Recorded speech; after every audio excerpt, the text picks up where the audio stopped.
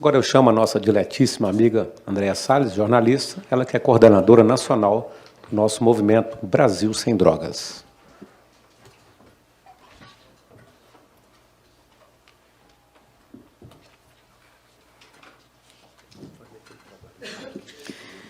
Boa noite. Eu agradeço a todos que se dispuseram a vir aqui, as autoridades, as OABs, as comunidades, o pessoal das secretarias aqui do DF.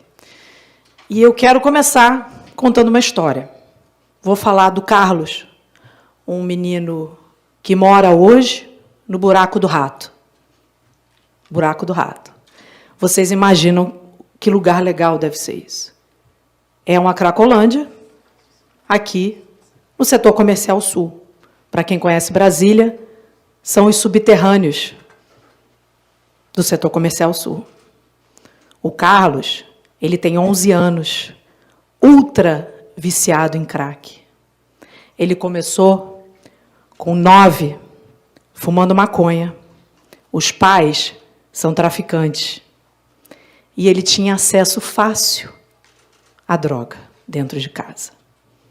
E aí, há 6 meses, ele foi expulso, porque ele já estava consumindo demais e os pais estavam tendo problemas com o negócio familiar do tráfico e expulsaram de casa um viciado de 11 anos, filho deles. Esse menino, toda quinta-feira eu falo com ele. Tento falar. Nem sempre é possível. Porque, às vezes, ele está tão noiado que ele não sabe nem que está no buraco do rato, ao lado de ratos. Porque não tem nome de rato à toa, né, gente? Quando aquele lugar chove, é um horror. Porque os ratos sobem. Isso é o centro de Brasília. E aí, o que eu faço com o Carlos? Não sei. Eu me limito a levar uma bermuda para ele. Ele adora bermuda. E chocolate. Ele é criança ainda. Ele gosta de chocolate. Então, eu não sei o que fazer. Eu não sei o que fazer com as crianças dependentes químicas, que todas as quintas-feiras, quando eu vou para a Cracolândia, eu me deparo. Aí você me pergunta, como é que eu sei a história do Carlos, se quase sempre ele está noiado? Quem me contou foram as prostitutas, menores de idade, que cuidam dele, do jeito que dá. Elas fazem ponto na rodoviária, e elas tomam sopa comigo, e me contam a história do Carlos, porque elas são vizinhas da família do Carlos. Elas são prostitutas, menores de idade, viciadas.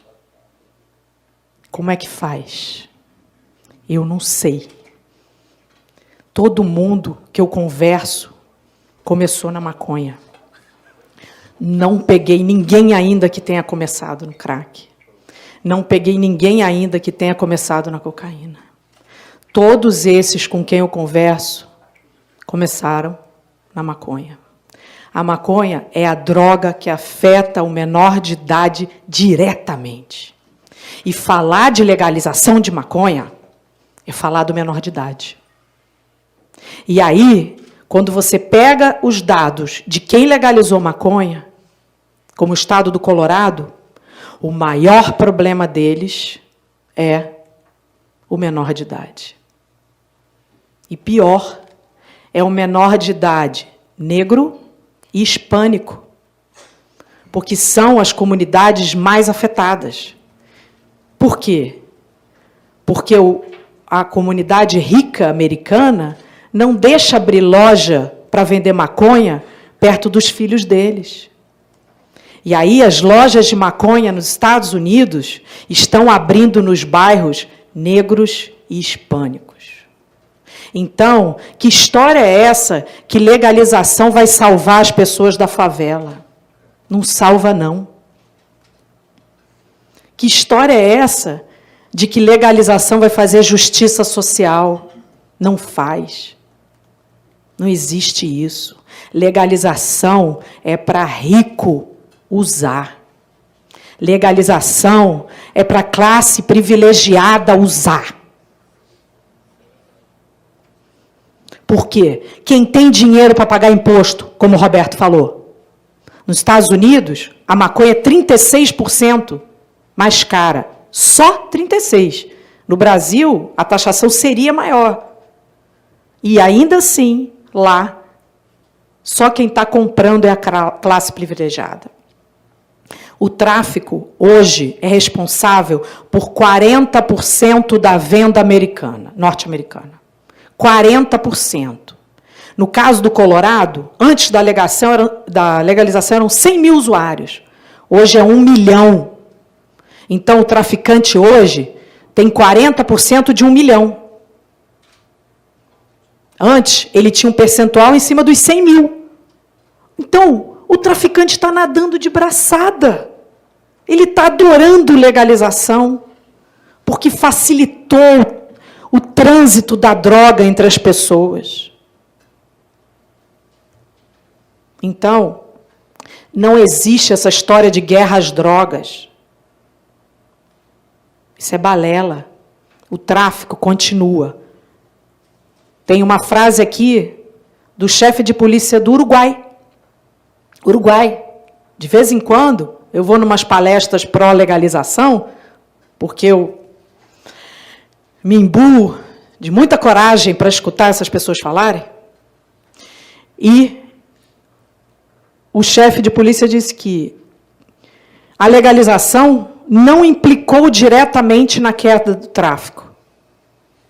E o narcotráfico aumentou o número de assassinatos, porque eles estão brigando entre si, porque o mercado cresceu. A mesma coisa fala a Procuradora-Geral do Colorado. Ela diz, temos muita atividade de cartel no Colorado e muita atividade ilegal, que não diminuiu nada. Os cartéis da droga estão agora cultivando maconha nos Estados Unidos ou mudaram para drogas mais lucrativas, como a heroína. Ué, mas a heroína não é legalizada. Só que agora ele está fácil dentro dos Estados Unidos. Então, para ele movimentar outras drogas, é muito fácil. E aí, o que eu faço com o Carlos no buraco do rato? Eu levo chocolate e bermuda, porque eu não tenho o que fazer com ele. Ninguém me deu uma solução para ele. Como é que você reinsere um menino desse com os pais traficantes? Não sei. Obrigado a todos que estiveram aqui.